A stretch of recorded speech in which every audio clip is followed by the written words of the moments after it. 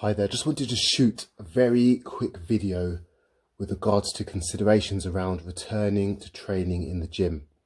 Now, I'm pretty sure that you've heard that the government are looking to lift the lockdown measures on the leisure and hospitality industry, which means the gyms too will at some point be opening in the not too distant future. Now, it's likely to be from the 4th of July. However, for the gyms, that may take a bit longer depending on what they deem as being a sensible move to make. So the best thing we can do now is almost prepare ourselves for that return. Okay, whenever it comes, we know we're ready to get in there and get going.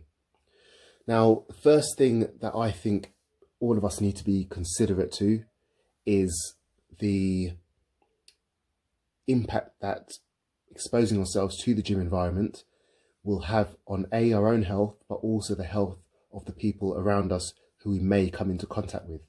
So think about your family, your friends, children, the people around you who, if we were to unfortunately contract or carry the virus, is there someone more vulnerable that could be put in a worse state because of that? Make that decision for your personal circumstances. Okay, that's what you've got to do. That's probably one of the first things that I would do. I'd have a look around at who is vulnerable, what's the risk to me and them. Okay, the second thing is to look at the measures that your gym are putting in place. So, is it to the expectations that you feel comfortable with? I know some gyms are moving equipment apart, putting a bit more spaces between certain types of kit. There'll probably be sections of the gym that are closed off. I don't know exactly, but have a look around, have a think. Are the measures in place what you expect and what you feel is safe? Ask the questions, look out for the information that your gym should be sending out, should be kept well informed ahead of any opening, and then make a decision for yourself based on that information. Okay, and again, what can you do to protect yourself? So sanitization, okay, hand sanitizers, gloves, masks. Can you prepare yourself in the build up to the gym's opening? Get your own stock in. Obviously don't go too mad, but what do you need in order to protect yourself during training? Can you organize this stuff now so you haven't got to leave it till last minute? Get what you need.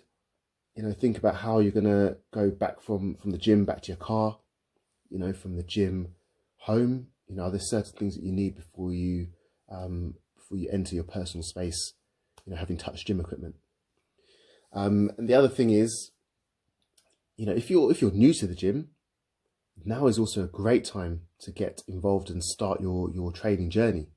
There's going to be a lot of people who've been stuck at home, perhaps haven't trained before, that are going to want to get into the gym, have perhaps inspired themselves through training at home and becoming more active with everything that's been available on social media and TV. Now could be a great time for you too to join in and sort of get stuck into training again, or training for the first time, taking it to an upper notch by going to the gym. You're not going to be the only one, so go in there, get involved like everyone else, and look around you for the support that's available. Personal trainers will be getting back to work and wanting to help as many people as they can. You've got online trainers who can provide you with guidance and support with that, with your goals. And it's going to be a good time for newbies to get into the gym, get stuck in like everyone else, and make that change, keep a positive change moving forwards. Okay, so let's look at more considerations with regards to the training side of things.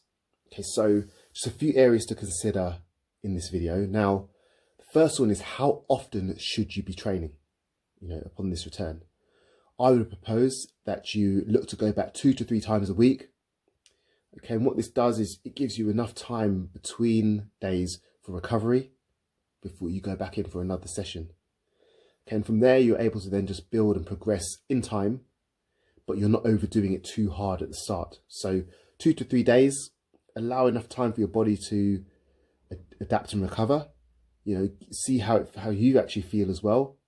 Levels of fatigue, other things outside of the actual training, but 2 to 3 days is a good start point for everyone. Okay, particularly if you haven't had any training or any decent equipment at home, 2 to 3 days will be adequate. Okay, and the next thing, the intensity of your training. How hard do you go? How much do you do in a session?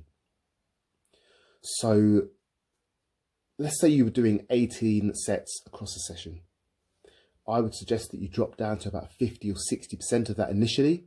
So you're looking to do 9 to 10 sets and just take it easy. Make sure your movements are quality, controlled, and that will be a good start point again. It doesn't have to be your full 18 sets or whatever you were doing before. It's okay to take a step back. It's advisable to take a step back. Again, see how your body reacts to the training again. Make sure you're not going too hard too soon. Let the muscles adapt, get a good feel for the training, both technically and, how your body's going to feel and respond to the training. Get a good feel for it. And then, it's time to progress from there again in time. So your volume might have to drop, which is okay. What you'll find though is that with a drop in your volume and getting back to using the weights, you'll still be able to make progress and you will see pretty good results. So if you're training properly and being patient, you will make progress and see change that you want to see happen. Third point is, how do you split up your training? So with regards to splitting your training, you can go in and do 2 or 3 days full body training. Okay, and what that does is that you don't hit a particular area of the body too hard for the full session. Just break it down and work the full body, which again just relieves a bit of pressure on particular muscle groups during that session. What you can also do is do an upper body split. So you train your upper body one day, then on another day you go down and do a lower body split. So you do upper, lower, and rotate your training that way. Again, that gives your upper body time to recover when you're training the lower body, and the same the other way around. Okay, so just another idea there. So do upper, lower body splits. Okay, and the key thing to all of this with regards to sort of slowing it right down is to avoid injury. Okay, what can happen is you go back in too hard, too soon, thinking that you can do what you did before, and you train hard. You might feel great, but then you go in and try to hit another muscle group again, but you haven't recovered enough. Okay, so your technique might be a little bit poor in that next session. You're probably fatigued, and then what can happen is that you may cause injury because you haven't allowed the muscles to recover enough. So just take it easy, step back, build up gradually to where you were before. The other thing is, you've got to make sure that you are spending time doing your training with good quality. So controlling your movements, looking at your technique. Are you moving through suitable ranges of motion? Okay, so you're doing your exercises properly. Also, it's keeping things very simple. Perform single movement exercises. So, things like basic exercises, like your squats, build up from the bottom up. Just really focus on building up very basic movements and then start to add weight. Okay, so I think that concludes this video for today. What I want you to think about, I'm just going to recap the main points. 1, early July, start to be prepared to go back to the gym. Make sure you've got a plan and program in place that is suitable for you and your goals and the current situation that you're coming out of. Whether it's you're brand new to the gym, you've had 2 or 3 months off, or, if you have been training, how are you going to sensibly go back to actually using the gym, full gym equipment? Look after your family and yourself. Your health is the most important thing. So think about the risks that are still going to be out there before you go back to the gym. Is anyone vulnerable that you're going to have to come in contact with? Third point is, what are your gym doing to protect you and the people around you? What can you do to ensure that you're protecting yourself? Okay, it's your responsibility to look after yourself and your own health. What do you need to get organised to do so? The next thing is looking at how often you go back to training, 2 or 3 times a week initially, and then build up from there. How much are you going to put into one session?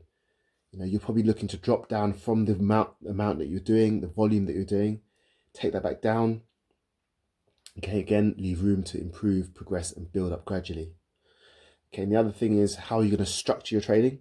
Are you going to go for whole body workouts, which is probably a sensible way to go, or are you going to break your workouts down into an upper lower body split? Okay, and then the main thing outside of that, with the actual workouts that you're doing, is allowing enough time for recovery to avoid injury, avoid excessive fatigue, and make sure you've got everything gradually progressing back to where you were before. Okay, the last thing you want is to get injured or find out that someone in your family is ill. Potentially it was your fault. Be sensible, be patient, and it's a good time to get back to training, but other considerations still have to be met around what we really want to get back to. So all the best, people. Train hard. Let me know how you're getting on, and hopefully we'll be back to business soon. Take care.